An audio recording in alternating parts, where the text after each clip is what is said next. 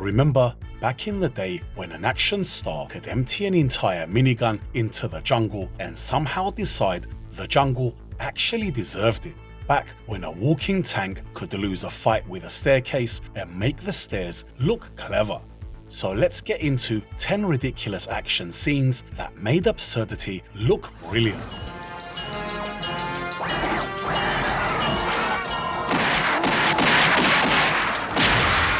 We're kicking this off with RoboCop, with the scene where the future of urban warfare meets its deadliest enemy, a set of stairs.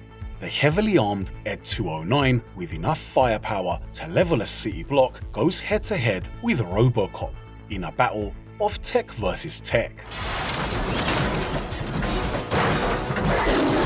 Ed looks like he should win this easily. He's massive, loaded with weapons, and built like someone gave a tank anger issues.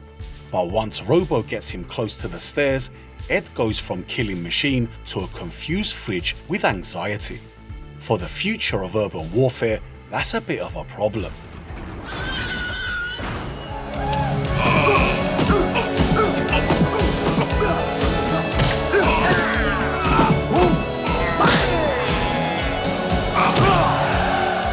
Next, we've got Bloodsport with the final fight where Chong Li realizes beating Frank Dukes fairly might actually be hard work. So he goes full playground bully and blinds him with a dust to the eyes trick. But that's bad news for Chong Li.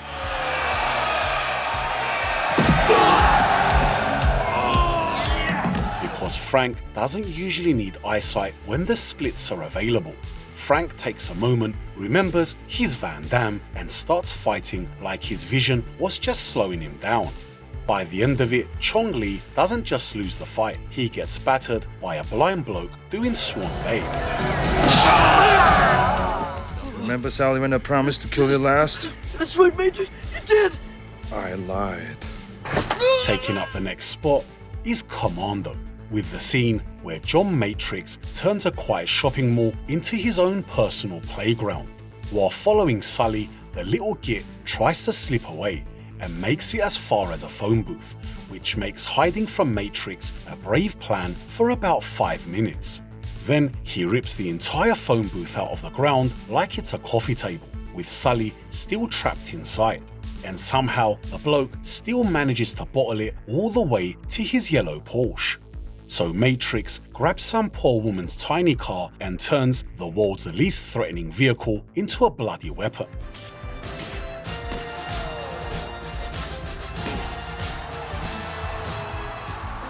Now we take a look at Rocky IV, with the scene where America and the Soviet Union apparently decide that the Cold War should be settled by two blokes punching each other in the face.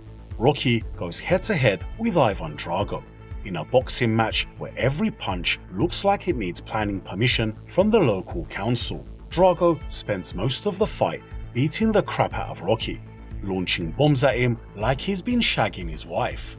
But Rocky's superpower is being able to take an absolute beating and keep coming back like brain damage is just part of his routine. Even Drago starts looking at him and thinking, how the hell are you still standing? By the end of it, Rocky hasn't just survived the fight, he's turned a Soviet killing machine into a confused steroid experiment.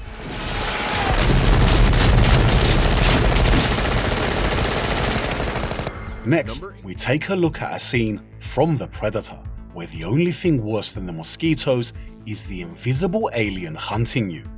After a member of the team gets blasted by something they can't see, Mac handles the grief the only way an 80s action movie can. He grabs the minigun and starts mowing down the jungle, and then everyone joins in, because apparently the best plan against an invisible alien is to murder every leaf in Central America. And the Predator is just sitting there thinking, why do these heavily armed Muppets hate plants so much?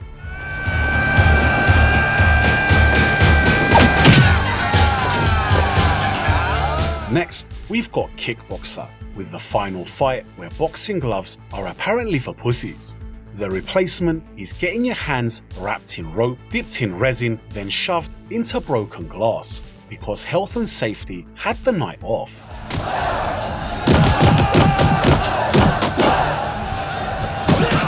And awaiting Kurt is Tong Po, who comes at him like a shaved gorilla with anger issues.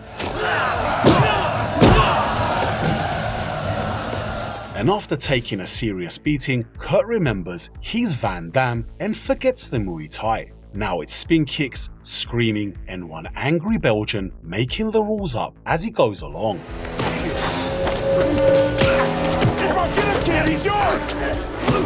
Next we've got Lethal Weapon, with the scene where a simple arrest turns Murtaugh's front lawn into a makeshift UFC cage. It's near the end of the movie, and Mr. Joshua is cornered, the cops are everywhere, and this could have been wrapped up in around 5 seconds. But Riggs looks at the whole situation and decides what it really needs is a shirtless garden fight. No guns, no quick arrest, just 2 absolute nutters rolling around in the grass while half the LAPD stands there watching like it's pay-per-view. The fight turns into a proper slugfest, with punches flying, bodies hitting the grass, and more grappling than a Royce Gracie highlight reel. That's alright. Keep it down. After that, we've got The Running Man, with the scene where the future of television gives us its finest cultural achievement, a psycho on a motorbike with a chainsaw. Ben Richards gets thrown into the arena against Buzzsaw, who comes flying in like a butcher having a midlife crisis. He's got the bike, he's got the chainsaw, and he's got the confidence of a man who definitely thinks the fight is already over. The thing is though, Arnie doesn't usually lose arguments with power tools. So Ben gets hold of the chainsaw, and let's just say Buzzsaw won't be riding his bike again anytime soon.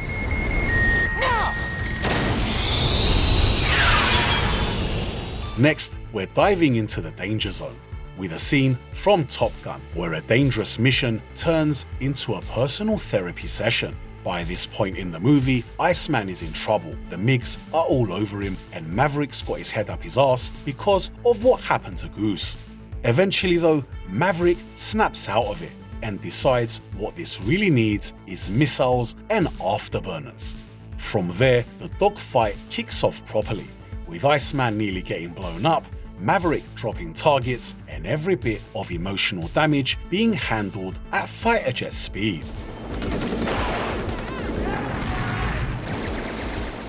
And finally, we've got First Blood Part 2, with the scene where Rambo gets tired of sneaking around and brings out the exploding arrows.